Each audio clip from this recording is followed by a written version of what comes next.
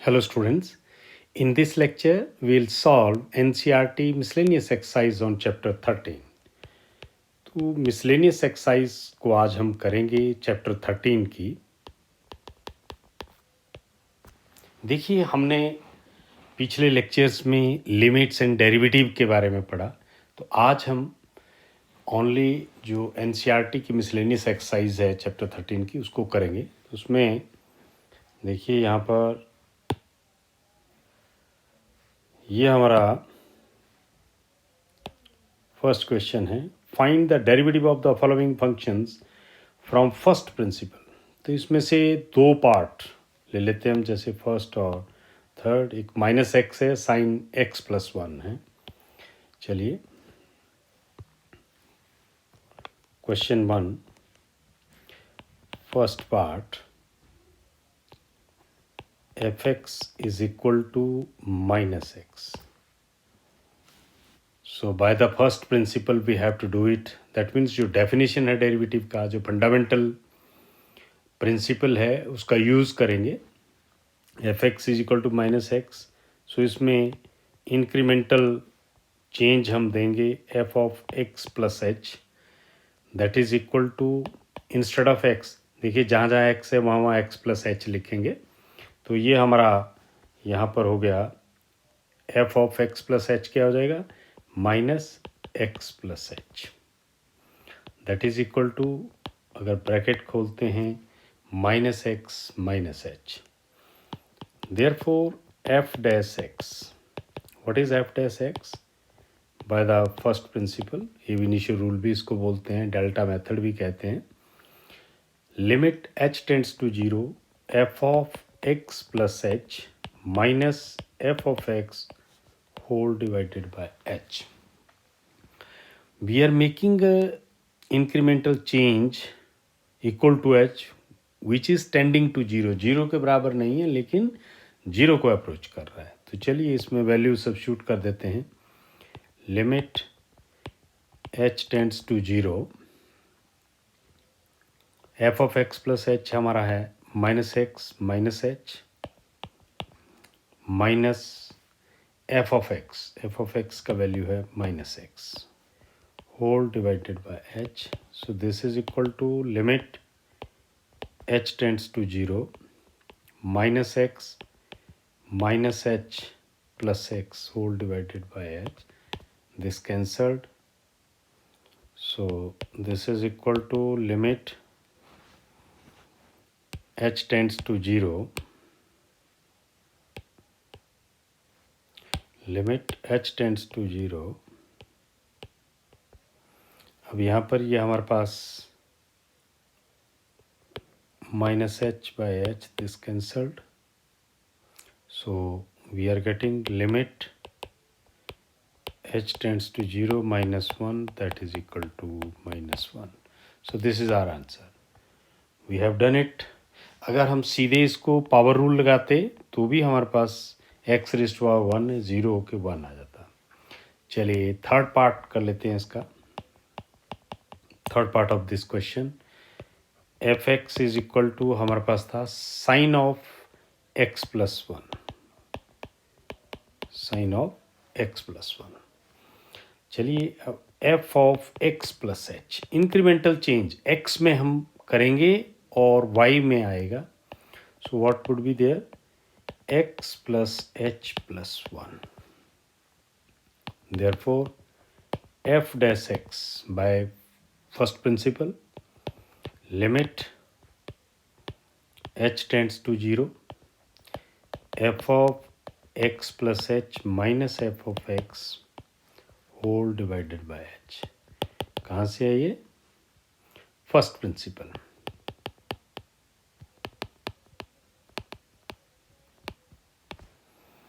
So this is equal to limit H tends to zero, sine of x plus H plus one minus sine of x plus one whole divided by H.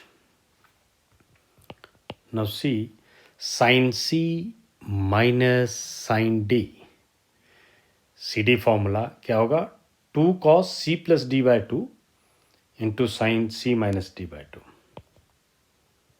because sin c minus sin d is equal to 2, जब negative sign है cos पहले आएगा, c plus d by 2 into sin c minus d by 2.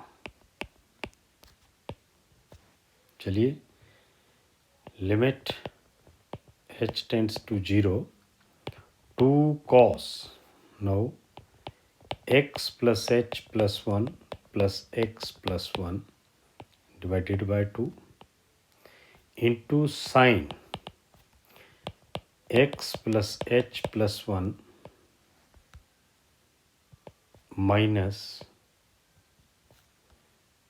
x minus 1 by 2, c minus d, ये हमारा c है, ये d है. So this is equal to limit h tends to 0, 2 cos whole divided by h, ये as it is चलेगा. 2 cos 2x plus h plus 2 by 2 into sin x cancelled, 1 cancelled, h by 2 whole divided by h. Now see, हमारे को एक limit जो sandwich theorem की help से हमने किया था, limit h tends to 0 sin h upon h 1 होता है, तो इस 2 को हम यहाँ लिख सकते हैं. ये हो गया cos of x plus 2 cancel कर दिया, और h by 2 plus 1 into sin h by 2 and this is h by 2. अब देखिए, इसको यहाँ पर यूज़ कर देते हैं. Limit h tends to 0, we can write it like this, cos x plus 1 plus h by 2 into sin h by 2 upon h by 2. We can write it like this. देखिए, कुछ नहीं किया, बीच में प्रोडक्ट है, इसके साथ हमने डिनोमिनेटर लिख दिया. अब अलजेब्रा ऑफ लिमिट लगाइए. By algebra of limit we can take the limit separately. Limit h tends to 0, sin of h by 2 upon h by 2. So this is equal to limit, this is 0, so this is equal to cos x plus 1 into 1, that is equal to cos of x plus 1. Why? Because limit x tends to 0, sin of x by x is equal to 1. ये हमने यहाँ पर use कर लिया result. और ये हमारे पास यहाँ पर इसको हम एक स्टेप और लिख सकते हैं. h टेंड्स टू 0 है, इधर भी h टेंड्स टू 0. अगर h 0 को टेंड कर रहा है तो नेचुरली h by 2 भी 0 को टेंड करेगा. तो एक स्टेप आप चाहें यहाँ पर और लिख सकते हैं, h by 2. You can write over here h by 2 tends to 0. Why we are taking it? Because देखिए, अगर h 0 को टेंड कर रहा है, यहाँ लिख देते हैं, because if h tends to 0, this implies h by 2 tends to 0. So we can write it like this. चलिए कुछ और प्रॉब्लम्स लेते हैं.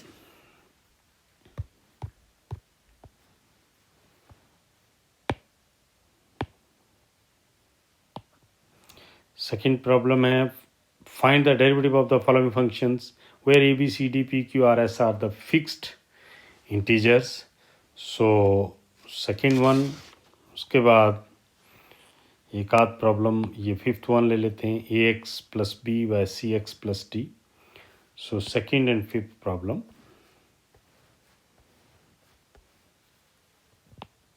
क्वेश्चन 2 हमारा है, second problem, find the derivative of d d x of x plus A.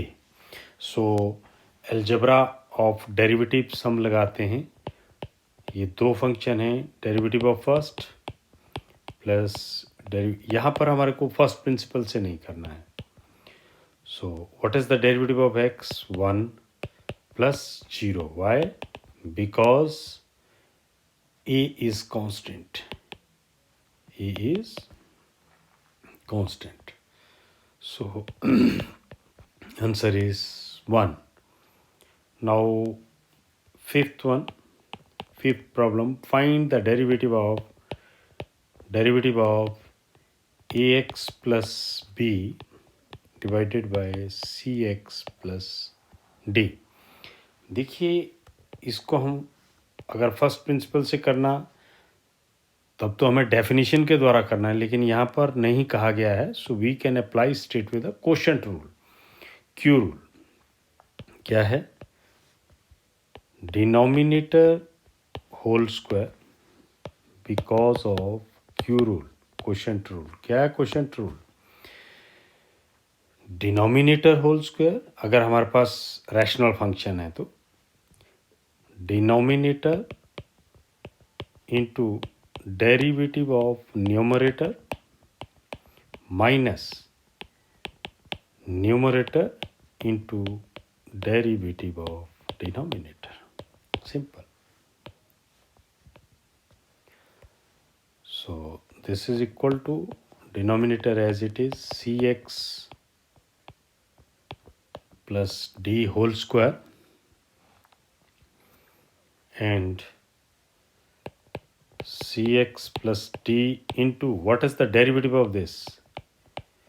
Derivative of ax plus derivative of b minus ax plus b algebra से derivative of cx plus derivative of d. So this is equal to cx plus d.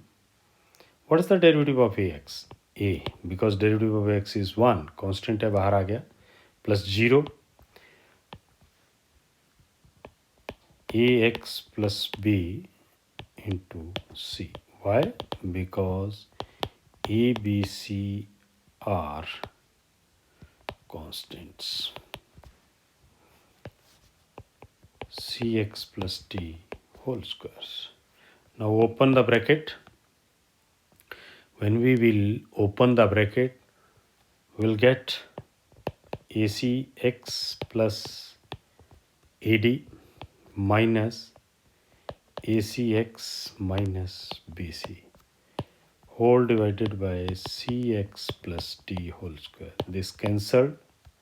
So we are getting ad minus bc cx plus d whole square. So ये हमारे पास यहाँ पर आ गया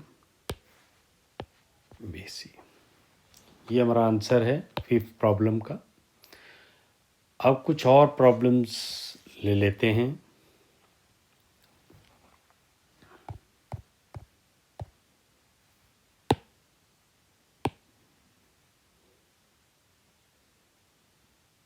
tenth problem को कर लेते हैं. 10th one, a by x raised to power 4 minus bx square. 10th question number 10 क्या है? Find the derivative of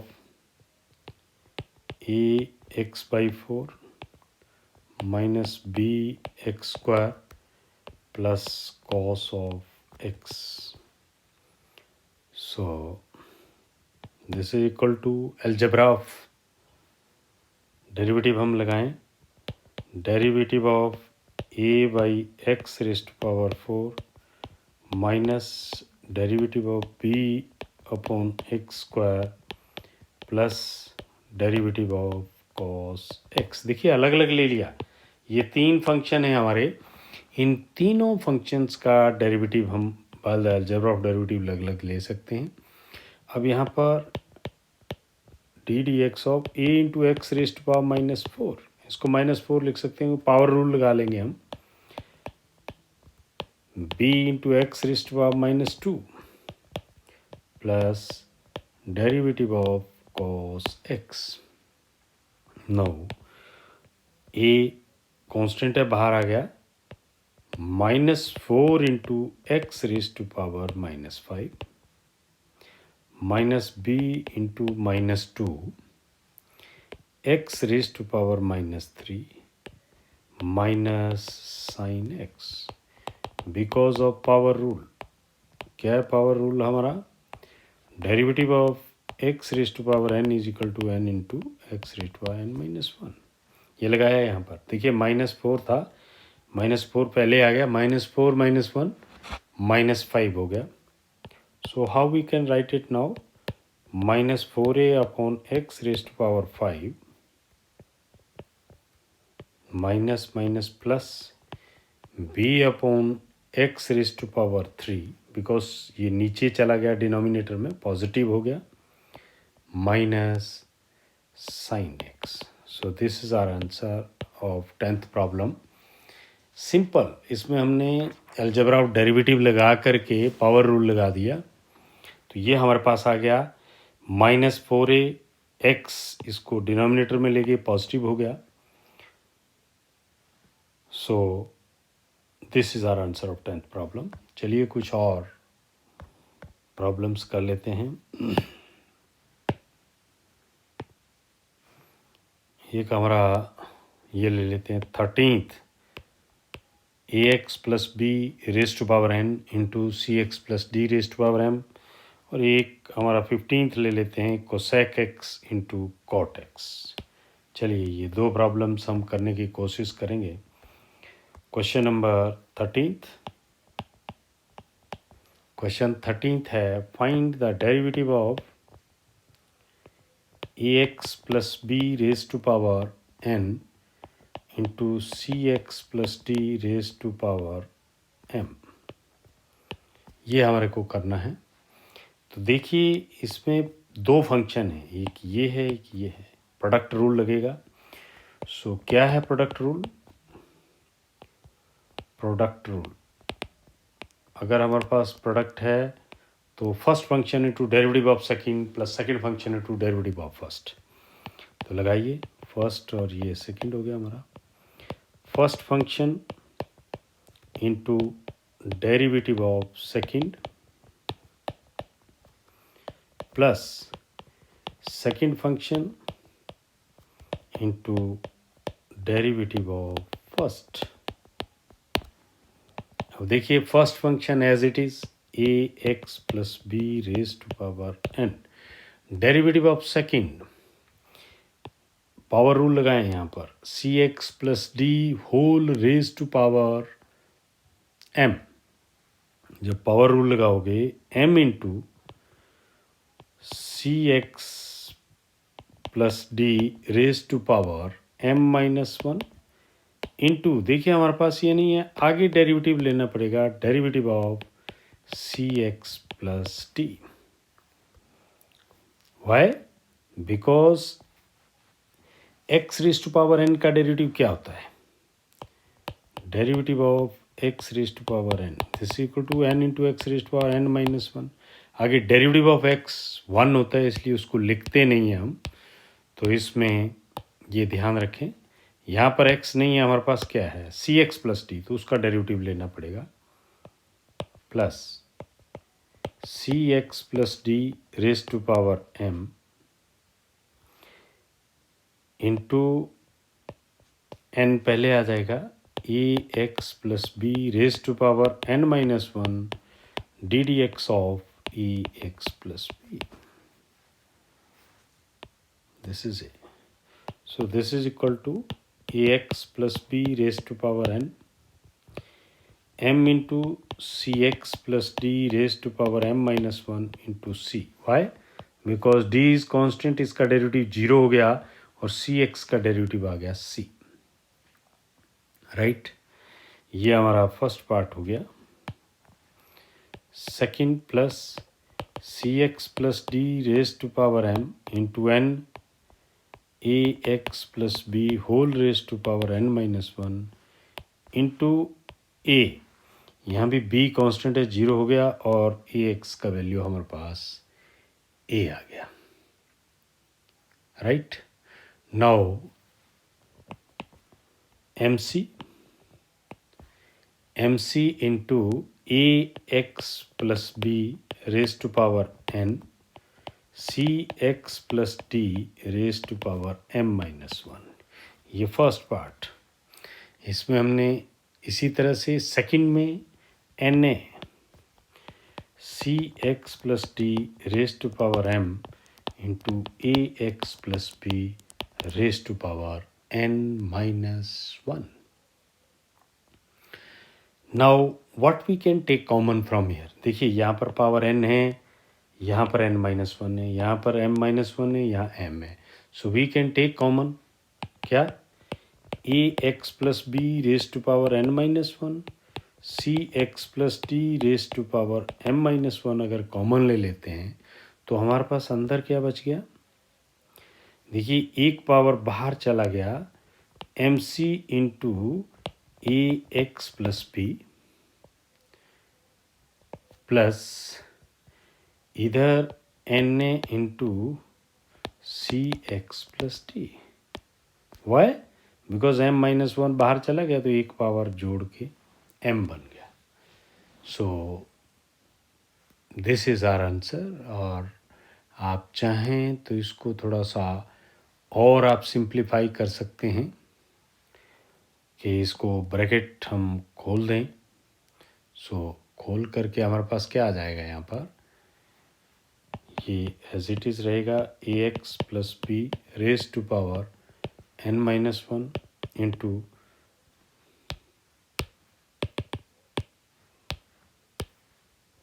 cx plus d raise to power m-1। देखिए ये बन गया mc(ax) plus mc(b) NaCx plus NaD, right. तो इन दो terms में कुछ कॉमन बन रहा है, और क्या कॉमन है वो, ax plus B raise to power n-1। यहाँ भी आप छोड़ देंगे, this is also your answer. थोड़ा और simplify you can do it.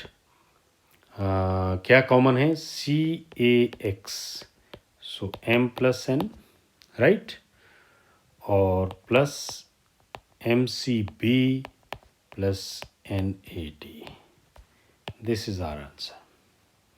सो ये यहाँ पर ये जो प्रॉब्लम हमने किया इसमें प्रोडक्ट रूल को यूज़ किया हमने। चलिए नेक्स्ट जो क्वेश्चन 15 है, question 15 that was cosec x into cot x, derivative of cosec x into cot x।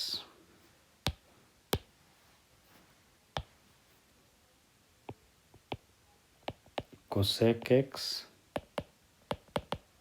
Into cot x, इसका डेरिवेटिव लेना है मेरे को। सो अगेन इसमें कौन सा लॉ लगेगा, प्रोडक्ट रूल लगेगा।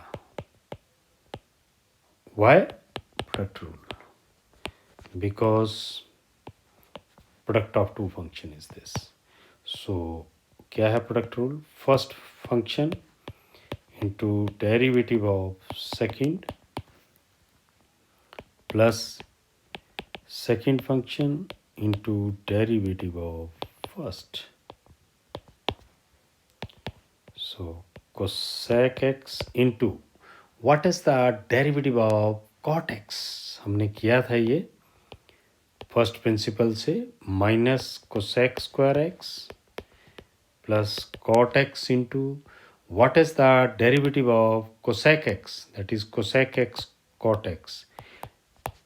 लेकिन जहाँ CO होगा को, उन सभी में नेगेटिव आएगा, ऐसे आप याद रखें हमेशा। So what is our answer from here, minus cosec square x into cosec x. So this is minus, we can take out cosec cube x, cosec cube x, and again it is minus. So this is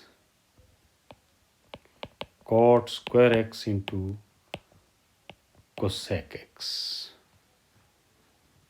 So we can take common cosec x. So यहाँ पर power 3 थी, यहाँ पर हमारे पास बचेगा cosec square X और माइनस बाहर ले लिया तो ये बचेगा cot square X. So this is our answer of question 15. तो स्टूडेंट्स, इस लेक्चर में हमने जो रूल्स पढ़े थे लिमिट एंड डेरिवेटिव के, उनको अप्लाई किया और मिसलेनियस एक्सरसाइज की कुछ एक प्रॉब्लम्स ली हैं.